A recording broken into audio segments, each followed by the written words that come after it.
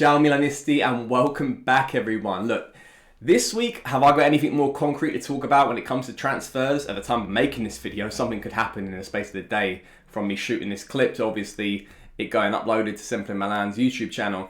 Nothing. I've got nothing to really work with. Look, we're as close as ever apparently to Renato Sanchez making steps in the right movement, so we're making a little meter here or a meter there.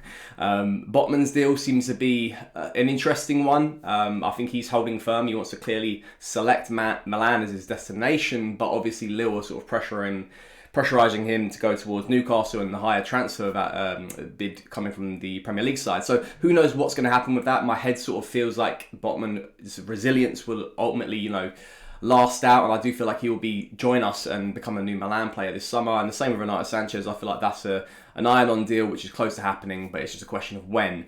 Other than that, really, there's the two players from Club Bruges that we're consistently linked with. So I don't know what's really going to happen with the market. There's no concrete evidence really for us to work with. What is going to happen and has been near enough confirmed, other than it being announced by the club, is that Alessandro Florenzi and Junior Macias have been bought outright by Milan. And Paolo's done a fantastic job, Paolo Maldini, getting discounts on the deal, which was pre-agreed last summer. It was a paid loan with rights to buy. Cheap deals. I believe Macias was around 5 million euros and Florenzi was around 4 million. He shaved a couple mil of both of those deals there, so I think the total expenses we have with both of those deals come at 7.2 million euros for both of those players to be signed outright. So that's good, and it's interesting. I think we've all been fans of Florenzi and what he's brought to the squad and to the club. Macias' one is still in the air. I don't know what's going to happen with him. We're going to flip him for profit to maybe a club like Monza. It all comes down to the transfer window, I guess, and what Paolo wants to do. I guess he's only going to find out. We're only going to find out as when it happens. Macias' situation is quite an interesting one, obviously, because it factors in other players. Like if Salamakers, if we get a bid for him, we'll be tempted to sell him. In that case, Macias might stay. Or are we going to get some good targets at the right winger position? And if that's the case, then both those players might go. So who knows what's going to really happen with him? But this week, all that being said, this week I've got something a little bit fun today. Last year, in August last year, I did a video of all the Milan tops I owned. It was a bit of fun, good fun to show off what the collection I've amassed over my years and decades of being a Milan fan. And AJ from the podcast put a really cool photo up. I think it was like last week, and it wasn't a Milan one, but it was I think it was an Arsenal fan lining up his starting 11 he could make up with the names on the back of his football tops. And I thought that was really interesting because obviously I've got a decent amount of collection and some names on the back of those shirts to work with. And I thought it might be fun to do something similar on this week's video. So we're going to kind of go out of the studio room and show how it all my start. Because I think I can make two teams. I think I can make two teams. I ain't got a goalkeeper, so you're going to have to sort of forgive me on that. I'll have to put a temporary kit in the way for that one. But I ain't got a goalkeeper for either side. But I can field two starting 11s, I reckon. So we're going to go outside, we're going to look at them. And we'll just have a little bit of fun this week. So here we go. Yeah, I'm going to quickly burn through the process of me making these two teams. It was a really hot day, hence the sunglasses. It was a bit of fun. Yeah, a bit of pain to fold the names and put them on the back as well. Get it all laid out, plan it out as well. I ended up making two teams, like I said. I couldn't field a goalkeeper. I had to put two outfield teams, managed to get the numbers right, 10 on each side. I didn't have a right back, so you're going to come on to seeing that, to put certain players out of position and hopefully do a job there. So I'm sorry for those players. So here are the two teams. The first one, obviously, this is the better quality team that I made. Teo Hernandez at left back, Maldini centre back, Tomori, Gattuso filling a gap in there.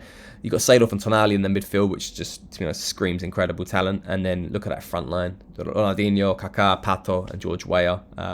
Could have put Pato as a striker, but I remember in 2009 he kind of played on the right, and Borrello played up front, so I've kind of put him on the right as well. And Kaká can play in his natural centre attacking midfield position. But I'm really happy how this team came out. To be honest, if I saw this team right now and still out, they'd coast the league. But look at that quality all round. Gattuso would do a job as well at right back. He has played there twice in his career. This is the second team now. Look, Jankulovski, I feel sorry for him. He had to be put on that one, but Teo had to make the first team. But obviously, this screams out banter era players. Paqueta, De Jong, Suso, El Shawari, Bonucci, Luis Adriano. Some of these players I really liked at their time. It's not they get labelled with banter error, but they obviously weren't completely banterous themselves. They were just there at a time that we were going through a really bad spell. But obviously there's a massive gap in quality from both sides, and some of the current players from our side have made the better side. Tamori, Teo and Tonali, the three T's. Yeah, really happy with how these two teams came out. I thought I could probably mix up a little bit more and space out the quality. But I thought it'd only be right to kind of get the best 11 and then the best of the rest. So yeah, really happy it came out. I feel sorry for Gattuso. I had to lump him at right back. I was tempted to put him at centre midfield and maybe do like a back three, but yeah, not having anyone to really play on the right anyway is kind of you're sort of like not dealing with the problem. But yeah, I kind of had to put him there. He has played there twice in his career. I had to transfer market that stat up. And then the other side as well, look, Nocerino, he got lumped in a similar position when it came down to sort of fill in the hole. But yeah, pretty happy with it. This won't be a bad side as well. I think this would be a decent side. Kind of reminds me of the 7th place, 8th place, 6th place finishes in Serie A. Just not the best. I guess it all depends on who's in goal. But yeah, if you guys can do something similar to this, if you've got the space to do it, I'd do it in the garden.